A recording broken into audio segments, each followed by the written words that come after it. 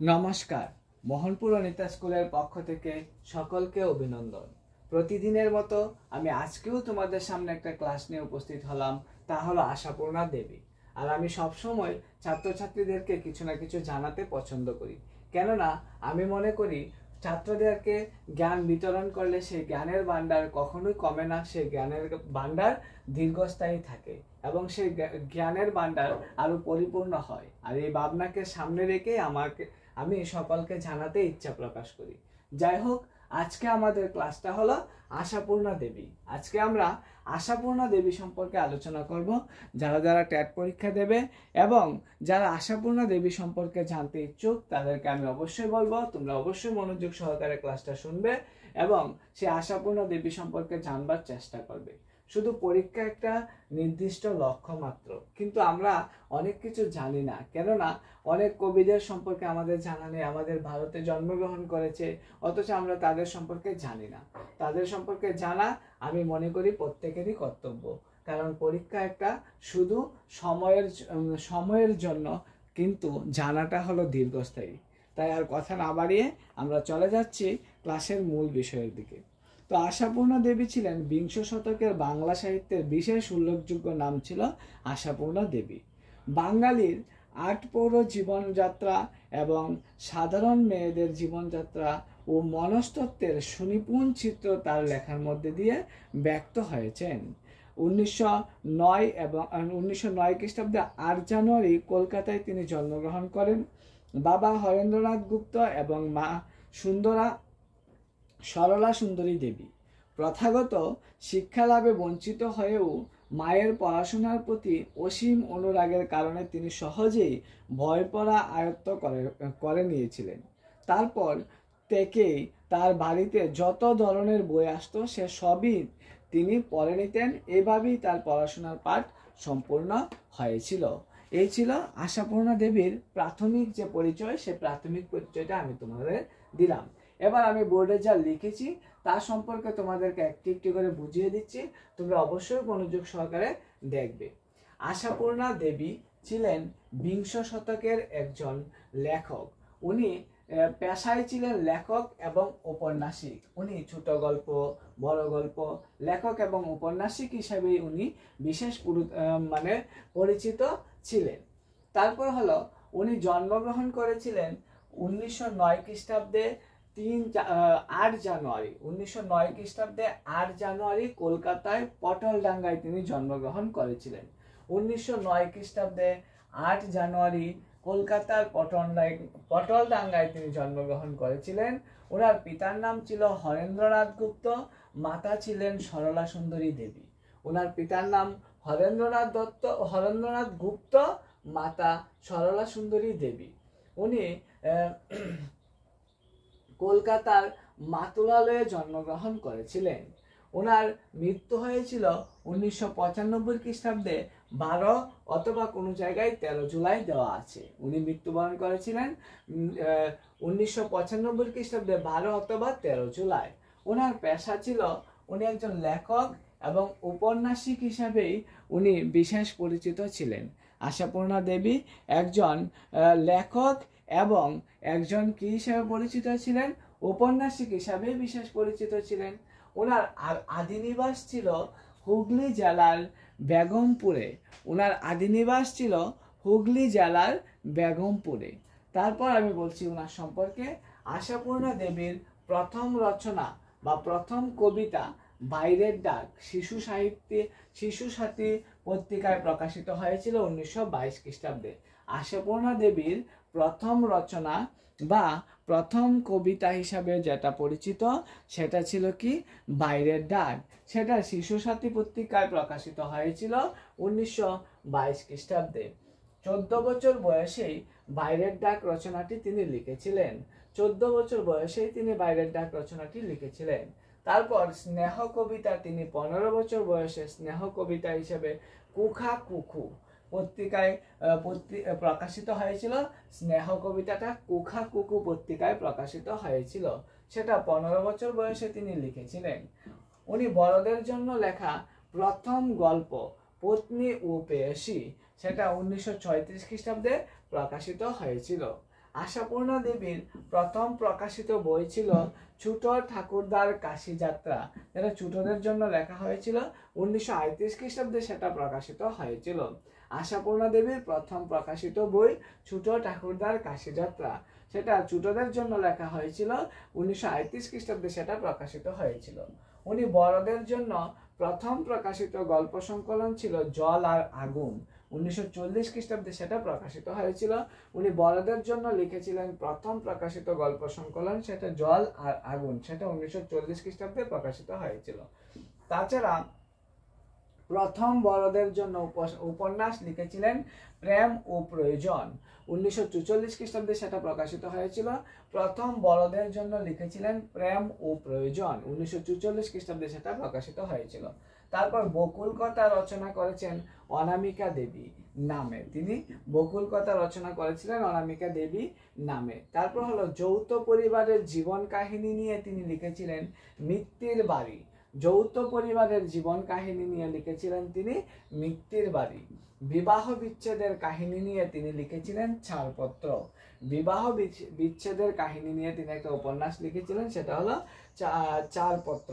তারপর প্রতিশ্রুতি উপন্যাসের দ্বিতীয় খণ্ড ছিল সুবর্ণলতা। প্রতিশ্রুতি উপন্যাসটাকে দুটি খণ্ডে ভাগ করা হয়েছিল, এর মধ্যে দ্বিতীয় খণ্ডটার নাম ছিল সুবর্ণলতা।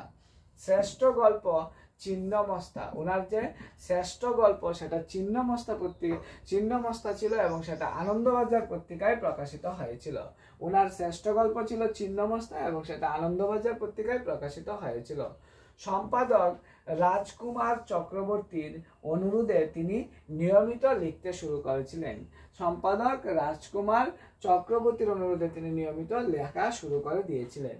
মেয়েদের প্রতি সামাজিক বৈষম্য, অবিচার, এই সব তার কবিতার স্থান পেয়েছিল। মেয়েদের প্রতি যে সামাজিক বৈষম্য দেখানো হতো, অবিচার করা হতো, সেগুলি ছিল তার কবিতার মধ্যে একটা স্থান পেয়েছিল।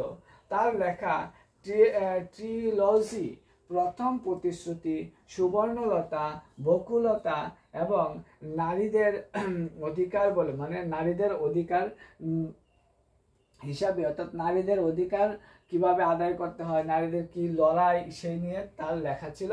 প্রথম তিনটি প্রতিশ্রুতি, সুবর্ণলতা, বকুলতা এবং নারীদের অধিকার বলে, ঠিক আছে, নারীদের অধিকারের কথা, ঠিক আছে। তারপর হলো তার রচিত 242টি উপন্যাস, 37টি ছোট গল্প, 62টি গ্রন্থ বাংলা সাহিত্যের চিরমর্যাদা পেয়েছিল এবং চির অমর হয়ে রয়েছিল। তার রচিত 242টি উপন্যাস, 37টি ছোট গল্প এবং 62টি বাংলা গ্রন্থ সাহিত্যের মধ্যে রয়েছিল ওনার। তারপর উনি এইসব বিভিন্ন কারণে জ্ঞানপীঠ পুরস্কার পেয়েছিলেন 1976 খ্রিস্টাব্দে। অর্থাৎ আশাপূর্ণা দেবী অনেক পুরস্কার পেয়েছিলেন, এর মধ্যে জ্ঞানপীঠ পুরস্কার পেয়েছিলেন 1976 খ্রিস্টাব্দে, জগত্তারিণী পদক পুরস্কার পেয়েছিলেন 1993 খ্রিস্টাব্দে, জগত্তারিণী পদক পুরস্কার। তারপর হলো ভারত সরকার প্রদত্ত সাহিত্য একাডেমি পুরস্কার পেয়েছিলেন তিনি, পদ্মশ্রী উপাধি লাভ করেছিলেন 1976 খ্রিস্টাব্দে। তারপর হলো বিশ্ববিদ্যালয়ের ডিলিট উপাধি করেছিলেন তিনি 1983 খ্রিস্টাব্দে। ওনার উল্লেখযোগ্য যে রচনা, প্রথম রচনা ছিল প্রথম প্রতিশ্রুতি, অর্থাৎ ওনার উল্লেখযোগ্য রচনার মধ্যে রয়েছে প্রথম প্রতিশ্রুতি, সুবর্ণলতা, বকুলতা। উল্লেখযোগ্য যে রচনাগুলি রয়েছে তার মধ্যে প্রতিশ্রুতি, সুবর্ণলতা এবং বকুলতা ছিল বিশেষ উল্লেখযোগ্য। তাছাড়া রবীন্দ্র পুরস্কারও উনি পেয়েছিলেন 1966 খ্রিস্টাব্দে, রবীন্দ্র পুরস্কারও পেয়েছিলেন। তাছাড়া উনি নিলয় নিবাস, দিব্যহাসিনীর দিনলিপি, ওনার উপন্যাসগুলির মধ্যে রয়েছে নিলয় নিবাস, দিব্যহাসিনীর দিনলিপি, সিঁড়িভাঙ্গা অঙ্ক, চিত্রকল্প, দৃশ্য থেকে দৃশ্যন্তরে, লীলা চিরন্তন, চাবিবন্ধ সিঁদুর, অগ্নি পরীক্ষা, আরেক আশাপূর্ণা, এই তো সেদিন, এগুলি ছিল তার উল্লেখযোগ্য। তাছাড়া ছোট গল্পের মধ্যে উল্লেখযোগ্য ছিল বা গ্রন্থের মধ্যে উল্লেখযোগ্য ছিল পাতা ছাপা, সরষে ও বুধ, ডেইলি প্যাসেঞ্জার, কামধেনু, শুনে পুণ্যবান, তারপর ছিল অভিনেত্রী, ক্যাকটাস, এগুলি ছিল তার গল্প গ্রন্থের মধ্যে। তাছাড়া রয়েছে উপন্যাসের মধ্যে আরেক ঝড়, নদী দিক হারা, একটি সন্ধ্যা একটি সকাল, উত্তরণ, জহরি, মায়াজাল, প্রেম প্রয়োজন, নবজন্ম, শশীবাবুর সংসার, উন্মোচন, বহিরঙ্গ, বেগবতী, তারপর হলো আবহ সঙ্গীত, সোনার হরিণ। তাছাড়া ছোট গল্পের মধ্যে রয়েছে যার বদলে যা, বালির নিচে ঢেউ, বলয় গ্রাস, যুগ বিয়োগ, নির্জন পৃথিবী, চারপত্র, প্রথম লগ্ন, সমুদ্র নীল, আকাশ নীল, উত্তর লিপি, তিন চন্দ, মুখর রাত্রি, আলুর স্বাক্ষর, জীবন স্বাদ, চশমা পাল্টে যায়, তারপর হলো বিশ্বাস অবিশ্বাস, কাটা পুকুরে লেনের কমলা, তারপর হলো নেপথ্য, নায়িকা, জনম জনমের সাথী, তারপর হলো লঘু ত্রিপদী, বালুচরি, সংকোচ লিতা, তারপর হলো সানগ্লাস, তারপর হলো শুক্তি সাগর, সুখের ছাবি, সুরভি, স্বপ্ন, ভুতুরে কুকুর। তাছাড়া রয়েছে মনের মুখ, রাজকুমারের পোশাকে, ভুল ট্রেনে ওঠা, নষ্টা কুষ্টা, তারপর হলো মজারু মামা। এছাড়াও তিনি আরো অনেক ছোট গল্প লিখেছেন, যেগুলি আমার তোমাদের সামনে তুলে ধরা সম্ভব হয়নি। যেগুলি উল্লেখযোগ্য সেগুলি আমি তোমাদের সামনে তুলে ধরার চেষ্টা করেছি। এই ছিল আশাপূর্ণা দেবী। আবারও একবার আশাপূর্ণা দেবী সম্পর্কে আমি তোমাদেরকে খুবই তাড়াতাড়ি বলে দিচ্ছি। যদি তোমাদের কোনো বুঝতে অসুবিধা হয় বা কোনো জায়গায় কোনো ভুলভ্রান্তি ঘটে থাকে, কেননা আমি সবটাই কি করেছি, সবটাই আমি নিজে আয়ত্ত করে লিখেছি এবং বিভিন্ন জায়গা থেকে সবটা জোগাড় করার চেষ্টা করেছি।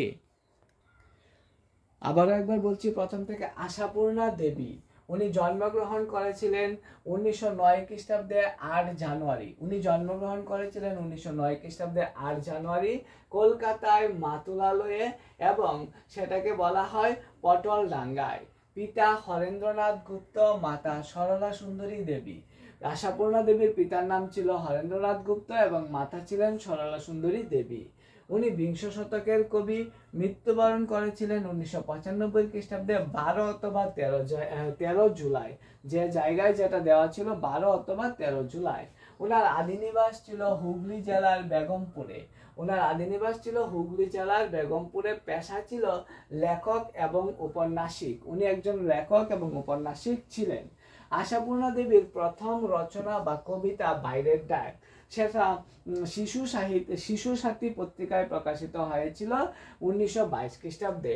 14 বছর বয়সে বাইরের ডাক রচনাটি তিনি লিখেছিলেন। স্নেহ কবিতা 15 বছর বয়সে তিনি লিখেছিলেন।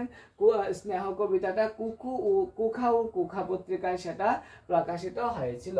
বড়দের জন্য লেখা প্রথম গল্প ছিল পত্নী ও প্রেয়সী। বড়দের জন্য লেখা প্রথম গল্প বা প্রথম রচনা ছিল পত্নী ও প্রেয়সী। 1934 খ্রিস্টাব্দে তা প্রকাশিত হয়। আশাপূর্ণা দেবীর প্রথম প্রকাশিত বই ছিল ছোট ঠাকুরদার কাশী যাত্রা। 1938 খ্রিস্টাব্দে প্রকাশিত হয়েছিল। ছোটদের জন্য এটা। বড়দের জন্য প্রথম প্রকাশিত গল্প সংকলন ছিল জল আর আগুন, সেটা 1940 খ্রিস্টাব্দে প্রকাশিত হয়েছিল। তিনি প্রথম বড়দের জন্য উপন্যাসের নাম লিখেছিলেন প্রেম ও প্রয়োজন, সেটা 1944 খ্রিস্টাব্দে প্রকাশিত হয়েছিল। বকুল কথা রচনা করেছেন, সেটা অনামিকা দেবী নামে তিনি রচনা করেছিলেন। যৌথ পরিবারের জীবন কাহিনী নিয়ে তিনি মিথ্যির বাড়ি একটা উপন্যাস লিখেছিলেন, যৌথ পরিবারের কাহিনী নিয়ে। বিবাহ বিচ্ছেদের কাহিনী নিয়ে তিনি লিখেছেন চারপত্র। প্রতিশ্রুতি উপন্যাসের দ্বিতীয় খণ্ড ছিল সুবর্ণলতা। শ্রেষ্ঠ গল্প ছিন্নমস্তা, ওনার লেখা শ্রেষ্ঠ গল্প ছিল ছিন্নমস্তা, সেটা আনন্দবাজার পত্রিকায় প্রকাশিত হয়েছিল। সম্পাদক রাজকুমার চক্রবর্তীর অনুরোধে তিনি প্রতিনিয়ত সেই শিশু সাথী কবিতার মধ্যে লিখতেন। মেয়েদের প্রতি সামাজিক বৈষম্য, অবিচার, এইসব তার কবিতার মধ্যে স্থান পেয়েছিল। মেয়েদের প্রতি যে সামাজিক বৈষম্য করা হতো, অবিচার করা হতো, এইসবই তার কবিতার মধ্যে স্থান পেয়েছিল। ওনার লেখা ট্রিলজি প্রথম প্রতিশ্রুতি, সুবর্ণলতা, বকুলতা নারীদের অধিকারের কথা বলে চিহ্নিত ছিল, ট্রিলজি বলে চিহ্নিত ছিল। ওনার লেখা রচিত হয়েছিল 242টি উপন্যাস, 37টি ছোট গল্প, 62টি গ্রন্থ। তাছাড়াও বাংলা সাহিত্যে তিনি বিভিন্ন ছোট গল্পের জন্য চিরস্মরণীয় হয়ে আছেন। এসবের জন্য সাহিত্যেও তিনি চিরস্মরণীয় হয়ে আছেন। এর জন্য উনি জ্ঞানপীঠ পুরস্কার পেয়েছিলেন 1976 খ্রিস্টাব্দে, জগত্তারিণী পদক পেয়েছিলেন 1993 খ্রিস্টাব্দে, ভারত সরকার প্রদত্ত তিনি সাহিত্য একাডেমি পুরস্কার পেয়েছিলেন, পদ্মশ্রী উপাধিতে ভূষিত হয়েছিলেন 1976 খ্রিস্টাব্দে, বিশ্ববিদ্যালয়ের ডিএলএড উপাধি তিনি 1983 খ্রিস্টাব্দে পেয়েছিলেন। উল্লেখযোগ্য রচনাগুলির মধ্যে ছিল প্রথম প্রতিশ্রুতি, সুবর্ণলতা, বকুলতা। রবীন্দ্র পুরস্কারও তিনি পেয়েছিলেন 1996 খ্রিস্টাব্দে, 1966 খ্রিস্টাব্দে অর্থাৎ 1963 খ্রিস্টাব্দে। তারপর হলো নিলয় নিবাস, এগুলি ছিল ওনার লেখা কয়েকটা গল্পগ্রন্থ। নিলয় নিবাস, দিব্যহাসিনীর দিনলিপি, সিঁড়িভাঙ্গা অঙ্ক, চিত্রকল্প, দৃশ্য থেকে দৃশ্যতর, লীলা চিরন্তন, চাবিবন্ধ সিঁদুর, তারপর হলো অগ্নি পরীক্ষা, আরেক আশাপূর্ণা, এই তো সেই দিন। এই ছিল ওনার লেখা কয়েকটি গল্পগ্রন্থ। তারপর উল্লেখযোগ্য ছোট গল্পের মধ্যেও ছিল পাতা চাপা, সরষে ও বুধ, ডেইলি প্যাসেঞ্জার, কামধেনু, শুনে পুণ্যবান। তাছাড়াও রয়েছিল উপন্যাসগুলির মধ্যে তারপরে ক্যাকটাস অভিনেত্রী। উপন্যাসের মধ্যে রয়েছিল আর এক জল নদী দিকহারা, একটি সন্ধ্যা, একটি সকাল, উত্তরণ, জোহরি, মায়াজাল, প্রেম প্রয়োজন, নবজন্ম, শশীবাবুর সংসার, উন্মোচন, বহিরঙ্গ, বেগবতী, আবহ সঙ্গীত, সোনার হরিণ। তাছাড়া ছোট গল্পের মধ্যে রয়েছে যার বদলে যা, বালির নিচে ঢেউ, বলয় গ্রাস, যুগ বিয়োগ নির্জন পৃথিবী, যুগ বিয়োগ নির্জন পৃথিবী, ছাড়পত্র, প্রথম লগ্ন, সমুদ্র নীল, আকাশ নীল, উত্তর লিপি, তিন ছন্দ, মুখর রাত্রি, আলুর স্বাক্ষর, জীবন স্বাদ, চশমা পাল্টে যায়, বিশ্বাস অবিশ্বাস, কাটা পুকুরে লেনের কমলা, নেপথ্য নায়িকা, জনম জনমকে সাথী। তারপর হলো লঘু ত্রিপদী, বালুচরি, শৃঙ্খলিতা, সানগ্লাস, শক্তি সাগর, সুখের ছাবি, সুরভি, স্বপ্ন, ভুতুরে কুকুর। তাছাড়াও রয়েছে মনের মুখ, রাজকুমারের পোশাকে, ভুল ট্রেনে ওঠা, নষ্ট কুষ্টা ও মজারু মামা। এছাড়াও আরও কয়েকটি রয়েছে যেগুলি আমি তোমাদের সামনে উপস্থাপন করতে পারিনি। ক্লাসটা কেমন হলো তা জানিয়ে অবশ্যই কমেন্ট করবে। সবাই ভালো থাকবে। নমস্কার।